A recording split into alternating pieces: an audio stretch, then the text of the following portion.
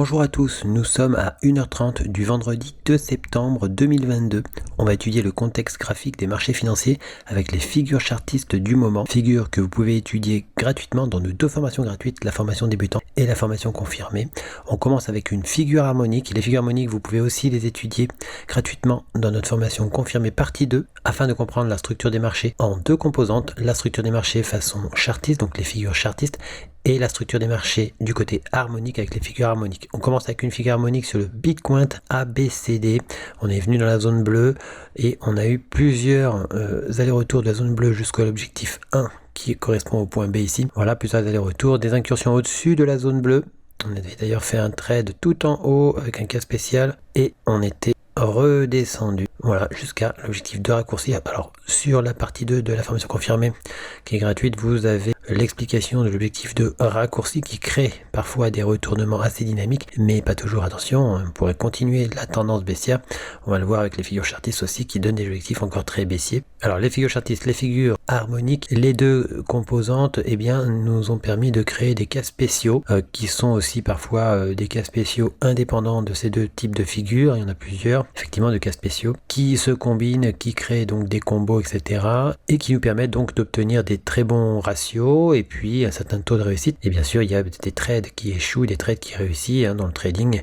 Le trading reste difficile et il ne faut jamais sous-estimer la difficulté psychologique qu'engendre le trading, tout à fait naturellement. Sur le Bitcoin, en H4 toujours, on avait le biseau ascendant, on continue d'évoluer en direction de son objectif, même si on est entre-temps dans une pause. Sur le Bitcoin, toujours en H4, on avait aussi la vision en drapeau, avec deux lignes parallèles, avec deux points de chaque côté, des incursions au-dessus mais on casse à la baisse, et on a atteint les 20 000 où on crée une hésitation autour de ce secteur-là. Et on imagine toujours une possibilité baissière, mais on pourrait très bien faire d'abord un pullback sur le drapeau, avant de repartir éventuellement à la baisse si la figure chartiste se validait jusqu'à ses objectifs, notamment au moins le plus bas. Toujours sur le Bitcoin, en M30, on avait le drapeau qui avait cassé la baisse, fait son objectif H sur les 20 000. Et puis on a aussi le mât du drapeau qui a un objectif beaucoup plus bas. Entre temps, on s'aperçoit qu'on est dans un triangle symétrique. Si on zoome sur ce triangle symétrique, eh bien on voit un point, 2 points, 3 points très précis en haut, un point, 2 points, 3 points très précis en bas. On a encore à osciller un certain temps dans le triangle symétrique avant de pouvoir valider la cassure du triangle symétrique. C'est bien un triangle symétrique,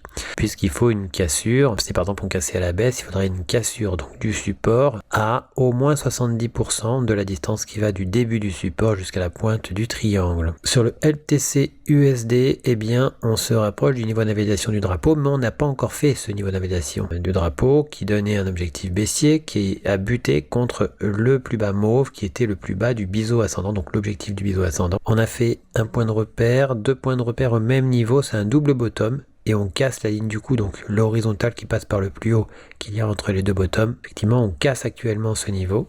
On verra s'il y a confirmation ou non de cette cassure par la suite. Si c'était le cas, eh bien on viendrait invalider le drapeau. Pour repartir à la hausse, on avait aussi le triangle rectangle qui est cassé à la hausse, qui a aussi des objectifs. L'objectif du double bottom et du triangle sont confondus tout en haut. Sur le LTC USD, eh bien, on voit que le triangle rectangle et le drapeau marron sont autour de la cassure d'un drapeau rose. Ce drapeau rose qui finalement hésite sérieusement. On revient d'ailleurs sur le drapeau rose une nouvelle fois. Et donc la cassure de ce drapeau est laborieuse avec le plus bas d'après cassure qui a du mal à être franchi, cette ligne jaune qui sert un petit peu de point de repère sensible. Sur l'Ethereum, on a aussi une hésitation. On avait cassé la tasse avec anse, effectivement. On a fait son demi-objectif. On est revenu un peu aux abords. On s'approche donc de la ligne du coup de la tasse avec anse. On est dans un drapeau vert qui se forme après la cassure de l'épaule tête-épaule. En H4, on avait un plus gros drapeau. On est venu pas loin du niveau d'invalidation de l'ancienne tasse avec anse, mais on n'a pas réussi à l'invalider pour l'instant. On forme un drapeau vert et on a toujours donc l'épaule tête-épaule. Si on réintégrait le dessus de la ligne du coup de la tasse avec anse, on pourrait éventuellement imaginer un scénario où finalement on repartirait dans l'autre sens à la hausse. Cela dit, pour l'instant, sur le plan chartiste, c'est toujours baissier. Notamment en H4, on voit très bien l'épaule tête-épaule parfaitement représentée qui effectivement a cassé et qui crée une hésitation dans un canal parallèle qui donne des objectifs baissiers. On l'a cassé ponctuellement tout à l'heure. La cassure, on regarde bien ce drapeau, un point, deux points, des incursions ici, un point, deux points, cassure, et finalement donc on a cassé, mais on a réintégré le drapeau. On verra si on vient la valider ou si on le recasse à nouveau. On a cassé, puis on a rencontré par-dessus la ligne du cou de l'épaule, tête-épaule. On pourrait donc osciller encore un moment avant d'éventuellement activer l'épaule tête-épaule ou de venir, pourquoi pas, l'invalider aussi. Sur le marché du gold, bien ça y est, on a fait tous les objectifs. Le dernier objectif, c'était effectivement celui de la tasse avec anse retournée. On a rajouté l'objectif du mât du drapeau, qui lui, par contre, est à faire encore. C'est donc, finalement, il reste un objectif, c'est celui du mât du drapeau. Ce mât du drapeau n'est pas loin de ce plus bas, qui est un niveau remarquable. Toujours sur le gold, mais cette fois-ci en weekly. On s'aperçoit qu'on est dans un contexte particulier avec un rounding bottom géant, disons. On avait cassé, formé un triangle rectangle qui casse à la baisse, avec 1 point, 2 points, incursion, 3 points. Cassure à la baisse, on a revenu faire un pullback en le frôlant. Et puis finalement, on repart de l'autre côté, mais on s'aperçoit qu'on a reconnu un niveau à plusieurs reprises. Ici et là. Et que finalement, on est un petit peu dans un rectangle. Est-ce qu'on va faire une petite incursion en dessous? Est-ce qu'on va casser complètement à la baisse? Voilà, on pourrait, si on remontait en tout cas et qu'on recassait effectivement le haut du pullback, eh bien on pourrait imaginer par la suite une réintégration du triangle rectangle et une contre-attaque. Mais pour l'instant, effectivement, eh bien, on est plutôt en train de se demander si on va réussir à franchir le plus bas d'après cassure à la baisse. Sur le silver, eh bien, on avait fait tous les objectifs baissiers. Par contre, en H1, on a encore l'objectif du mât du drapeau. Toute la tendance précédente qu'on reporte au haut de drapeau, effectivement, donne un objectif vers les 17.255. Sur le WTI, eh bien, on avait repéré un biseau. On avait fait un de nos cas spécial indépendamment du biseau. On est revenu sur le biseau, on n'est pas loin d'une nouvelle invalidation du biseau. On peut toujours éventuellement rebondir sur le biseau, on va zoomer. Effectivement, le biseau, on est très proche ici, regardez, très très proche du niveau d'invalidation et donc de notre stop loss. On va tenir la position, on verra par la suite. Sur le CAC 40, eh bien, on avait une chute et pas grand chose de plus à dire, si ce n'est que on arrive sur la ligne rouge où on imagine éventuellement une épaule, tête, épaule inversée qui pourrait se casser, mais c'est au conditionnel et il faudrait avoir un peu plus de précision dans la chose. Ce qui est sûr, c'est que la tasse avec anse, quant à elle, a été invalidée ici. Sur le DAX, on n'avait rien de particulier à noter sur le plan chartiste et sur le plan harmonique, et pour autant, on a quand même un cas spécial qui nous proposait d'acheter au retour sur ce plus bas, avec parfois des exagérations. C'est le cas ici, une exagération. On n'a pas touché le stop, on a réintégré le plus bas qu'on avait franchi à plusieurs reprises.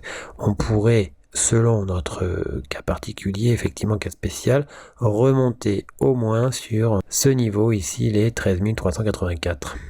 Sur UK 100, eh bien, le double creux, eh bien, on l'a réintégré totalement. On est revenu très très bas à l'intérieur. Sur le Dow Jones, on a fait très précisément l'objectif H de l'épaule, tête-épaule. Sur le S&P 500, on est revenu sur l'ancienne ligne du coup du double creux.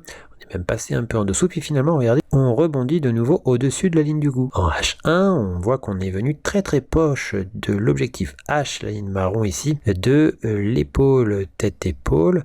On a aussi l'objectif de l'autre épaule tête-épaule, la mauve, avec la ligne du coup oblique, qui se retrouve un peu plus bas. Sur le Nasdaq, eh bien, on avait donc la tasse avec anse, on est passé au-dessus, on a rebondi dessus, mais finalement, on est reparti à l'intérieur de la tasse avec anse, et on a cassé tout récemment 1 point, 2 points, 3 points, un biseau d'élargissement ascendant, puisqu'on a aussi 1 point, 2 points, 3 points, 4 points.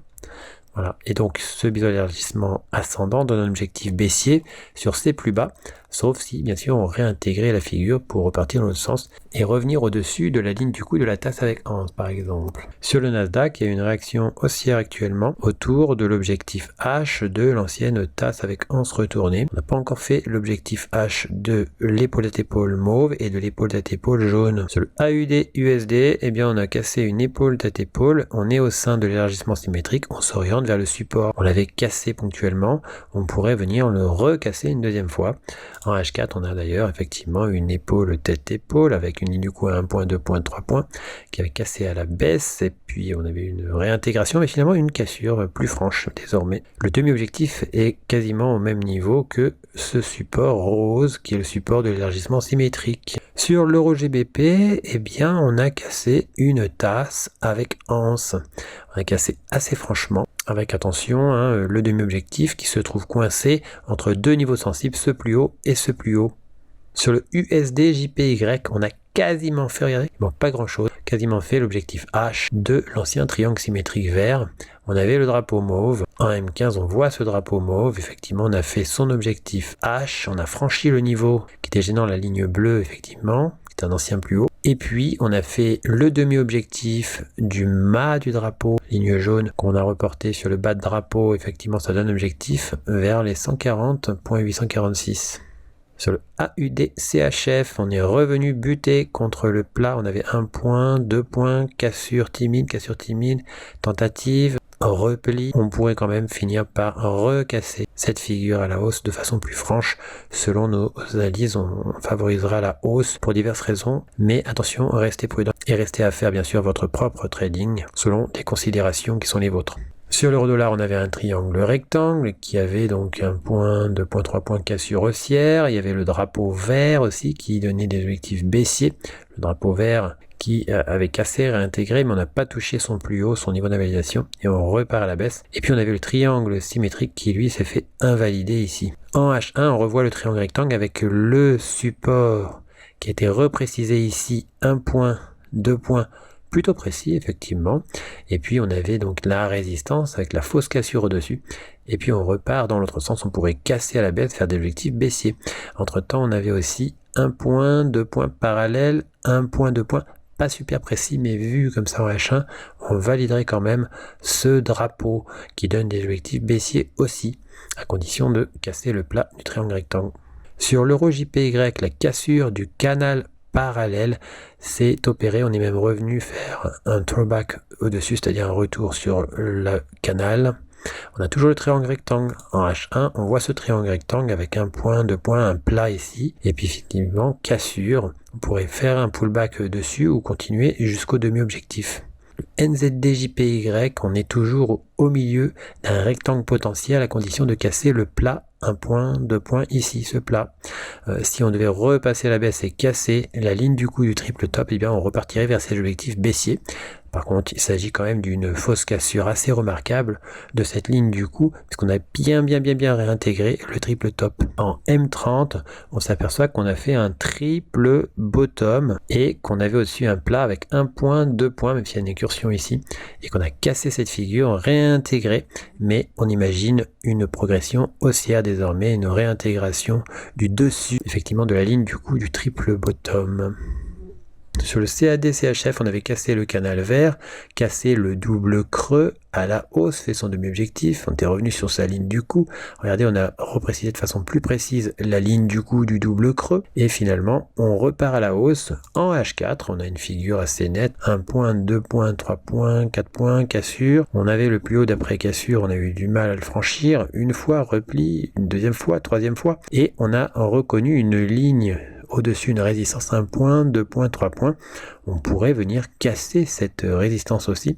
On verra par la suite. Mais on a vraiment une difficulté par contre sur le plus haut d'après cassure.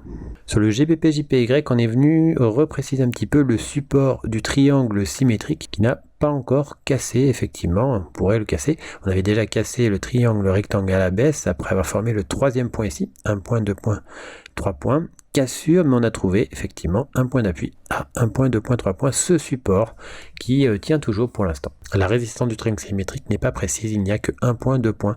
On pourrait, si on remontait, effectivement, repréciser cette résistance pour éventuellement avoir 3 points dessus. Sur l'euro AUD, on a cassé un canal parallèle qui donne une idée haussière, donc contraire aux objectifs baissiers du triangle rectangle. Sur l'euro CAD, on est au sein du canal qu'on a très bien réintégré. On pourrait venir casser le canal à la hausse pour revenir sur le plat du triangle rectangle. Si c'était le cas, eh ben, il faudrait noter alors que l'on a quand même bien contourné la pointe du triangle rectangle.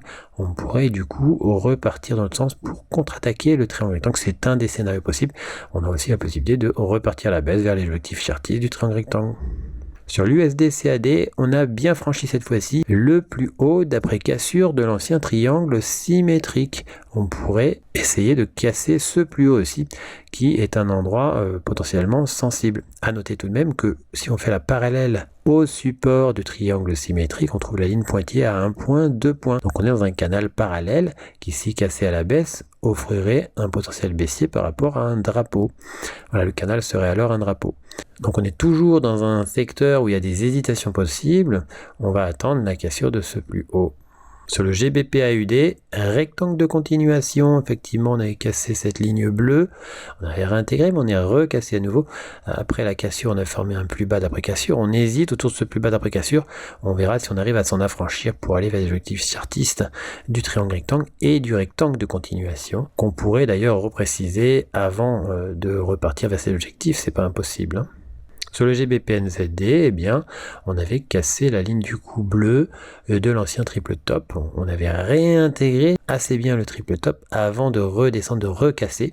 Et là, on a repris appui sur la ligne du coup. Un niveau sensible serait cette ligne jaune. Pour recevoir gratuitement les nouvelles figures chartistes en notification, vous allez sur le site internet, vous cliquez sur Analyse VIP.